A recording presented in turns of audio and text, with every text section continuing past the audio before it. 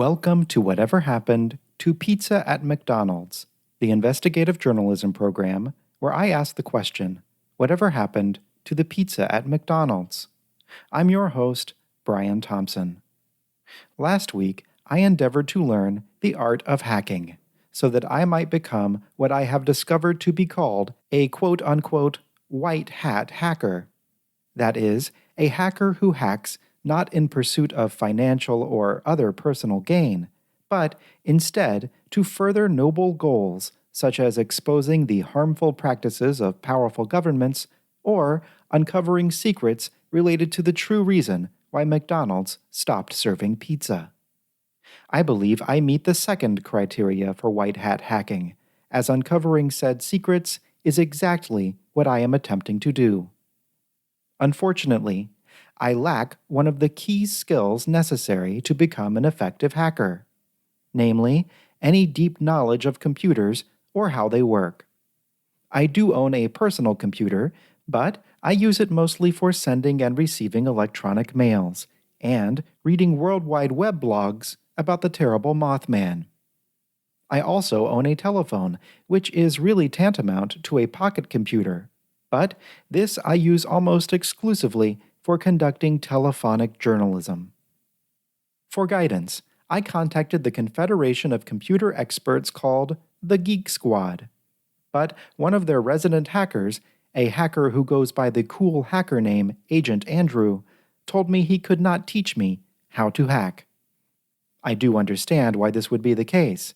Hacking education is no doubt quite time-consuming, and as representatives of the store Best Buy, I am sure Geek Squad agents are rather preoccupied with helping customers figure out how to program their VCRs.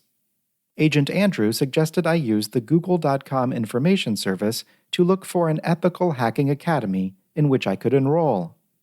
As I said at the time, I am not a hacker, but I do know how to use the Google.com information service. And not just to find new World Wide Web blogs about the terrible Mothman.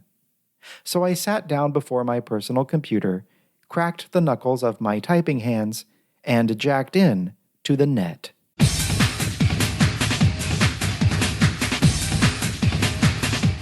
Almost immediately, I discovered the Internet World Wide website of an educational institution called Hacker High School.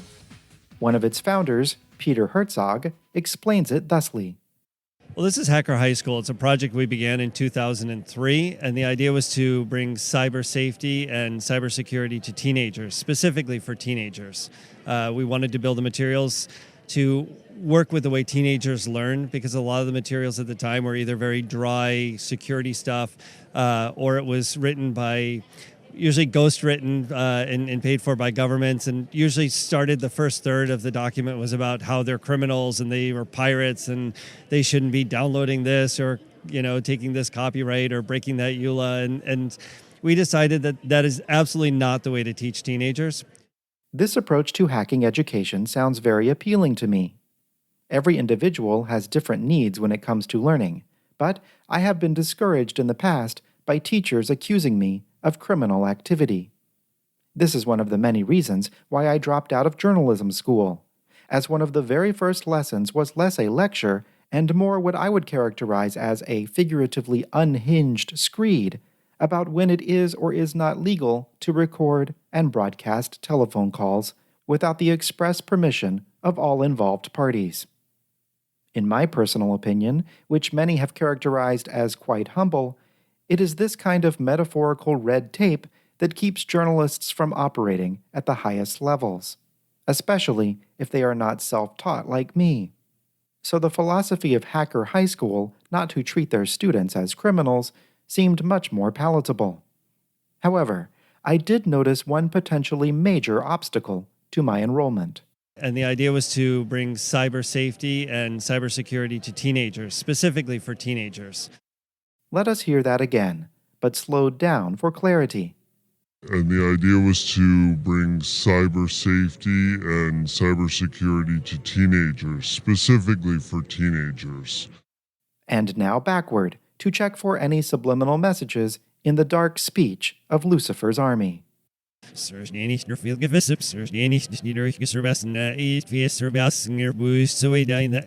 Can you guess what the potential obstacle may be?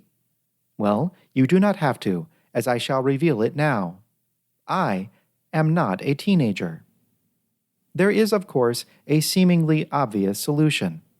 In addition to being an investigative journalist, musician, board game designer, best-selling author, and activist, I am also an educator. Some time ago, I founded the unaccredited institution called the University of McDonald's Pizza, which seeks to be an academic haven for those whose heterodox views about McDonald's Pizza's disappearance might be more tolerated than they are on other, more traditional campuses. At UMP, there is no age restriction on students, in part because we very much need enrollment to be as high as possible for some rather pressing financial reasons. Perhaps, you are no doubt thinking, I could simply hire a hacking instructor to our faculty and enroll in the class myself, maybe even for a hefty administrator's discount. But, due in part to the aforementioned financial issues, it is quite difficult right now to free up the funds necessary to hire a hacking instructor at a competitive rate. And I am also wary of the ethical implications involved with enrolling as a student at my own university. As I would be in charge of their hiring and firing, I am afraid my instructors may feel a certain amount of pressure to please me by giving me the highest possible grades. I am a very good student, and would know in my heart that I earned all such grades through hard work and even more God-Ben-David-given talent. But there would always be the potential for my fellow students to spread rumors about how I am only getting good grades because I pay my teachers. And unfortunately, since UMP has been founded on the principle of free speech regarding McDonald's pizza matters, I would feel like somewhat of a hypocrite for instituting a blanket policy banning students from saying bad things about me. So it seems like enrolling at Hacker High School is still the most logical solution to my education problem. Thankfully, there is an official record of my age, and I suspect it is a simple administrative process to have it modified so that I can enroll in Hacker High School. Thank you for calling BibleTech. This is Lincoln. May I have your order number? I do not have an order number. I was just calling for some information regarding my birth certificate. Sure, I can answer any general questions for you. Okay. Well, I was just wondering how much it would be to change my birth date to 2007. Oh, so you're trying to do an amendment? I do not know exactly what it would be called officially. I just know that I was born well before 2007, but I'm going to be applying for a hacker high school that is only open to teenagers. So I would like to change my birth date to 2007 so that I appear to be 15 years old. How much would that be? I'm not sure. I can't give you a price for that. That goes to a different team. We'd have to reach out to them. I mean, it's called an amendment. I'm not sure if they'd be able to do it, but we can definitely get them up in line with us here. Okay, that would be wonderful. Thank you. Sure. Give me just a few moments.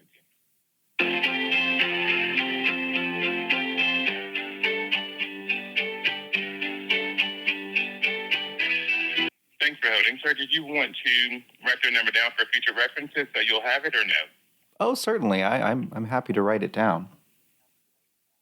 Sure, just let me know when you're ready. Okay, one moment, please.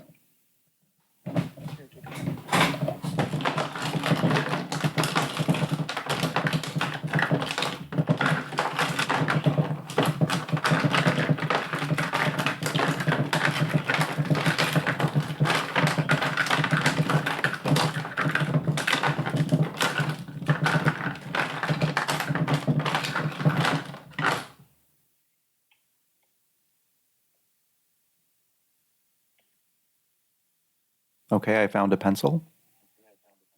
Okay, 504 504 568 568 8716. 87. Just to save room, I'm just going to write 16 at the end. Correct, yes, sir. That's correct. And if you hold the line for me, I'll connect you. Okay, thank you. No problem. Have a good afternoon. Thank you. You too.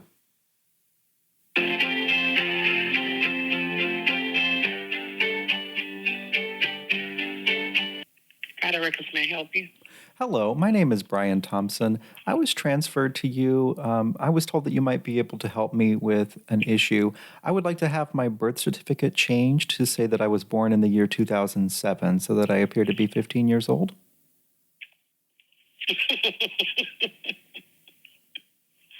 Yeah. You won't be able to do that, sir. There's not a fee I can pay to get that done? To get something changed for is to say something is false. I believe it's only false if the record says it's false. So if the record is changed, then I believe it becomes true, at least in the eyes of certain administrators. I'm trying to attend I a can't give high you that school. information. I don't have the information to falsify documents, sir.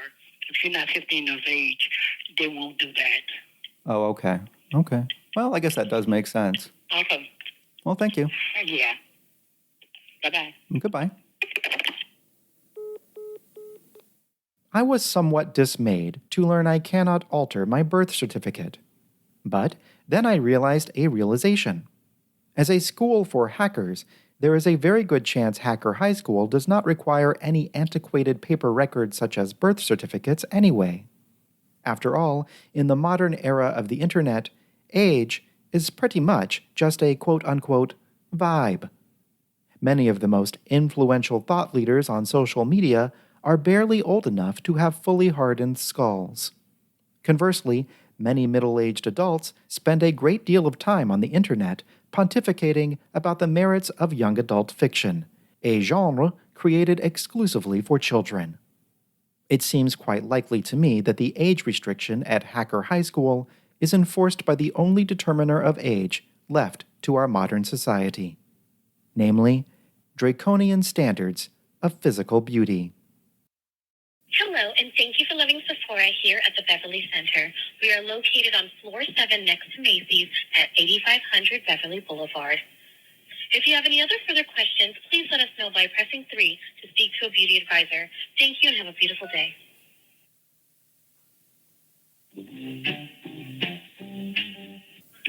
Sephora at the Beverly Center. This is Simon. Hello, Simon. I'm looking to speak with a beauty advisor. Yeah, how can I help you? Oh, hi. My name is Brian Thompson, and I was just calling for some advice, perhaps on a product that I might be able to purchase. I am an adult man, and many say I look good for my age, but I'm trying to appear just a little bit younger. And so I was wondering if you had any products, skin products or facial reshaping products or anything like that, that might make me appear younger. We do have products with retinol that are going to help with fine lines and wrinkles. That's going to help reduce fine lines, wrinkles, and also just going to make you feel and look a little younger. We also have a cream for the neck area that you can massage with the tool. That's also going to help. Okay. As far as instant gratifications, we don't have that many. Oh, I see. So how long do these things take to... These will take, just depending on your skin. Sometimes you could see a difference in a week or so. Others take a little bit longer. Okay. And regarding the issue of fine lines and wrinkles, how does these products make those things disappear? Is it sort of like a spackle that you spackle over the... It doesn't make them disappear. It's just going to not make them be as visible as they should. If you're trying to get rid of them, you would have to do something else. Maybe do a red light therapy machine. That's probably going to be a little bit better. Okay. Sort of laser on the skin.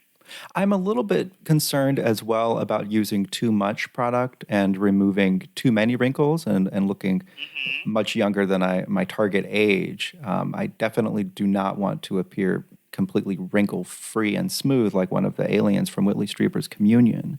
But my target age is actually about 15 years old. So do you have any advice for looking exactly 15 years old? Or I could go a couple of years in either direction as well.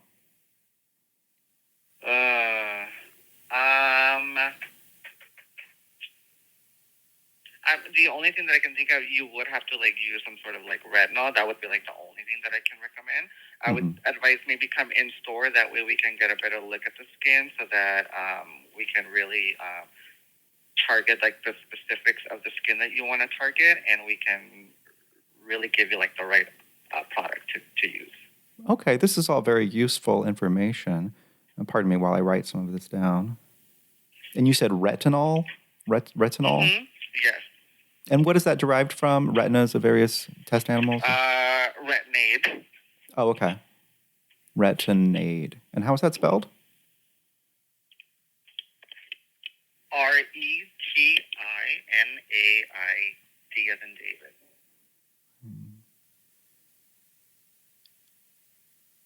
As in David.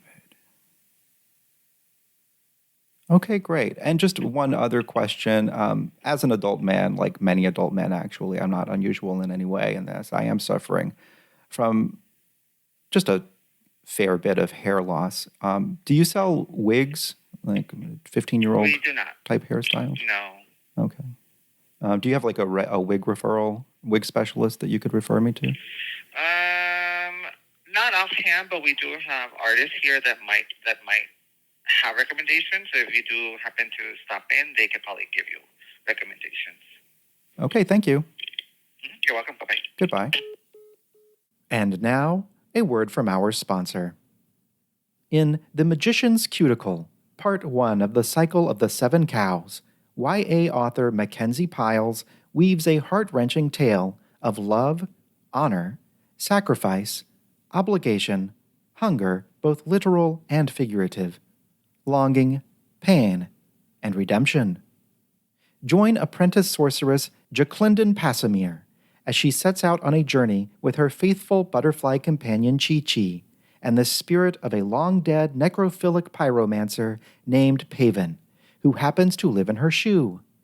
Finally, in its third edition, The Magician's Cuticle now features a great many fewer problematic words than its first printing, and the QR code on the back cover now links to author Mackenzie Piles' full Instagram apology.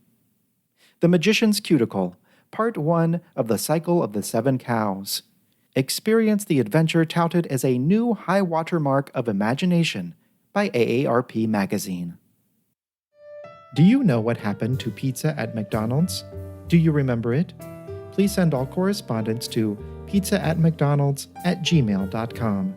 Follow me on Twitter and Instagram at pizza@mcd's, and purchase my best-selling book, How to Be an Investigative Journalist, at howtobeaninvestigativejournalist.com. To support the show, please visit my Patreon at patreon.com/pizza@mcd's for exclusive podcasts and other benefits. Thank you to my invaluable Patreon producers, Isabella Zeliskowski, Joe Kajik, Kimberly King, Kyle Turok, Pam Gabriel, Will, Andrew Duffy, Billy Jean, Brad Allen Thompson, Felix Dooley, Jay Poop, Calvin Thomas, Kat Resney, Laurel Paul, Mel, Opus Mareshi, Ridian Mistelli, Ryan Guggenmoss, Sage W., Andrew Ahmed Johnson Rubin, Mitchell Kordick, and Marshall Deere. I'm Brian Thompson, investigative journalist.